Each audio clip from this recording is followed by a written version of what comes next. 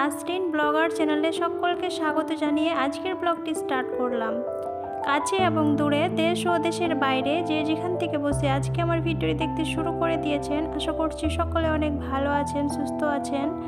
আমরাও আলহামদুলিল্লাহ অনেক ভালো আছি। চলে আসলাম আপনাদের মাঝে নতুন আরেকটা ব্লগ নিয়ে। আশা করছি সকলকে ভালো লাগবে। যদি ভালো লেগে যায় তাহলে ভিডিওটিতে একটা লাইক করো আর আমার এই ছোট্ট চ্যানেলটিকে সাবস্ক্রাইব করে আমার পাশেই থেকো।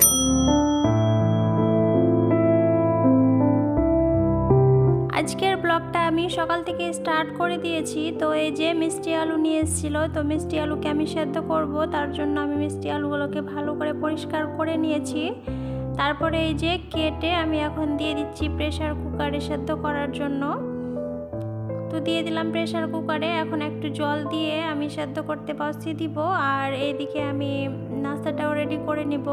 তো আমি অফ ক্যামেরাতেই নাস্তা করে খাওয়া দাওয়া সব কিছু কমপ্লিট করে নিয়েছি। আজকে নাস্তায় করেছিলাম রুটি আর আলুর ভাজা, আর সাথে ছিল মিষ্টি আলু। তো ওগুলো দিয়ে আমরা সকালে নাস্তাটা সেরে নিয়েছি।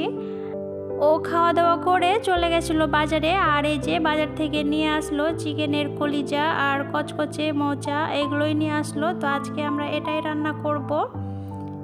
ও আসলে এগুলো খেতে অনেক পছন্দ করে, তার জন্যই আরও নিয়ে আসা।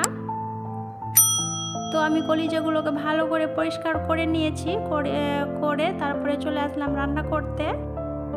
আজকে আমি বানাবো হচ্ছে কলিজা ভুনা, আর সেটাই আপনাদের সাথে শেয়ার করব। তো এই যে কলিজা ভুনা বানার জন্য আমি দিয়ে দিয়েছি প্রথমে অল্প তেল, তারপরে দিয়েছি আমি পেঁয়াজ কুচি হালকা করে ফ্রাই করলাম। ফ্রাই করে দিয়ে দিলাম কলিজা আর কচকচে আর মোচাগুলো, সবগুলোকে দিয়ে এই যে কষিয়ে নিচ্ছি। হালকা করে কষানোর পরে এখানে আমি দিয়ে দিয়েছি লবণ, হলুদ আর মরিচের গুঁড়ো। পর কিছুক্ষণ ধরে কষালাম, কষিয়ে দিয়ে দিলাম অর্ধেকটা লেবু চিপে দিয়ে আমি দিয়ে দিলাম এখন টমেটো, আর দিয়ে দিয়েছি হচ্ছে রসুন কুচি। তো এবার সব কিছুকে দিয়ে আমি ভালো করে কষিয়ে নিচ্ছি। অনেকক্ষণ ধরে কষালাম, আর এই যে এখানে দেখতে পাচ্ছেন প্রায় আমার কলিজাটা হয়ে গেছে। আর এই যে ফাইনালি আমার কলিজা রান্না কমপ্লিট। আর এই তো দেখতে পাচ্ছেন কালারটাও মাশাআল্লাহ অনেক সুন্দর হয়েছে। তো রান্না বান্না সেরে চলে আসলাম। অনেকটি কাপড় ছিল, কাপড়গুলোকে ধুয়ে নিয়েছি। আসলে দুদিন থেকে অনেকটাই অসুস্থ ছিলাম, তার জন্য আর কাপড় ধোয়া হয়নি। আর এই যে 2 দিনে কতটা কাপড় জমেছে, তো সবগুলোই কাপড়কে আমি একসাথে ধুয়ে নিয়েছি আজকে। রান্না বান্না সেরে আমি কাপড় ধুয়েছি। কাপড় ধুয়ে অনেকটাই সময় লেগে গেছিলো আমাকে কাপড় ধুতে। তারপরে আমি কাপড় ধুয়ে স্নান করে নিয়েছি। স্নান করে নামাজ পড়লাম। নামাজ পড়ে আমি কাপড়গুলো এখন রোদ্রে দিয়ে দিচ্ছি। আসলে নামাজটা অনেক লেট হয়ে যাচ্ছিলো, তার জন্য আমি নামাজটা আগেই করলাম। তারপরে চলে আসলাম হচ্ছে কাপড়গুলো রোদ্রে দিতে। তো এই যে কাপড়গুলো রোদ্রে দিয়ে দিচ্ছি। ওই কাপড় আসলে আমার এখানে রোদ্রে দেওয়া হয়নি, অর্ধেকটা কাপড় এখানে রোদ্রে দিয়েছি, আর অর্ধেকটাকে আমি অন্য জায়গাতে রোদ্রে দিয়েছি। ওটা আর আপনাদের সাথে শেয়ার করা হয়নি। আর এই যে এটা হচ্ছে বিকাল টাইমে মা মেয়ে মিলে একটু বাইরে আসলাম। আর এসে যে দেখতে পাচ্ছেন একটা সুন্দর কিউটি একটা বিড়ালের সাথে দেখা হয়ে গেছে। তো বিড়ালটা আমাদেরকে দেখে জানি না কি বলছিল। তো এই যে আমার মেয়েটা কুরকুরে খাচ্ছিল, তো ওর কাছ থেকে একটা নিয়ে আমি বিড়ালটাকে দিলাম। তো বিড়ালটা যখন খাচ্ছিল অনেক কিউট লাগছিল, আর আমার মেয়েটা দেখে তো অনেক খুশি হয়েছিল। ও বারবার করে বলছিল মাম্মি দেখো দেখো কিভাবে খাচ্ছে। তো এই যে আমিও একটু দেখছিলাম আর ভিডিও করছিলাম। আসলে অনেক কিউট লাগছিল যখন খাচ্ছিল তখন।